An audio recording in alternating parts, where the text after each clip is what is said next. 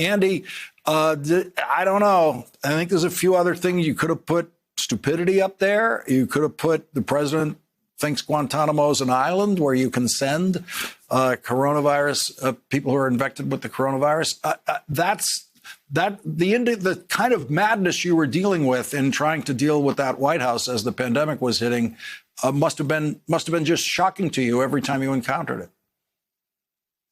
You know, I needed the title to be shorter than the actual book, so I had to cut off a few descriptors. But yeah, I mean, look, there's some sins that are forgivable.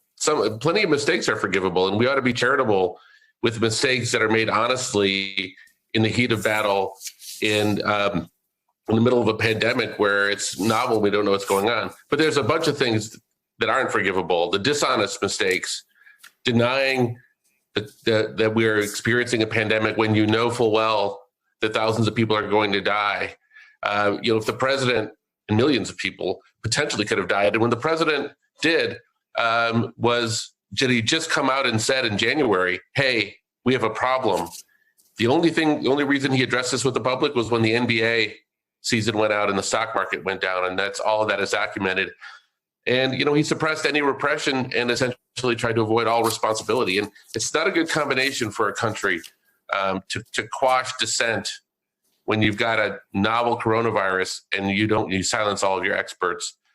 So this book just tries to tell the narrative of my interactions with Jared and other people around the country and what happened.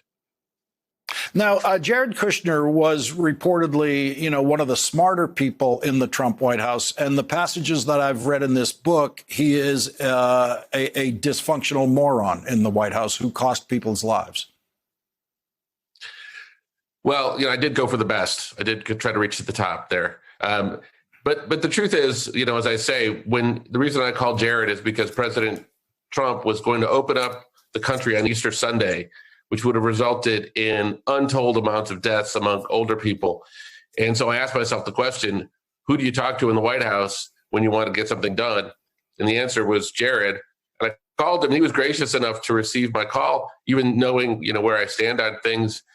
And, he was willing to listen on occasions when I could put forward something that he could also make good for the president. The problem was that everything had to revolve around a plot of the president pushing responsibility for anything that went wrong to the states or to someone besides him. And so ultimately, when I would call him and say, Jared, we're in big trouble, people are going to die, he would say, no, I really can't do much about that, because his job was to really deflect anything from hitting his boss. Did he think people were not going to die? Did he think they were just going to get lucky? He had this narrative carved out in his head, which had said that the president had done all he could, and that any mistakes that happened from here were the responsibility of the governors, because the president opened the country in April, and therefore it's going to be on the governors. And that was perverse logic. And as we know, it's actually the reverse. In times of crisis, if you actually level with the public and say, we've got a problem, people will rally behind you. People will come to your defense. And we've seen this throughout history. But the president wouldn't do that. The president ego couldn't handle a problem emerging on his watch. Once the stock market went up, he bought gifts for all his staff for basically creating some lies for him to tell the public. Once they told the public, he gave them all these signed gifts. And from then on, as long as the stock market was up, he didn't really worry about things too much.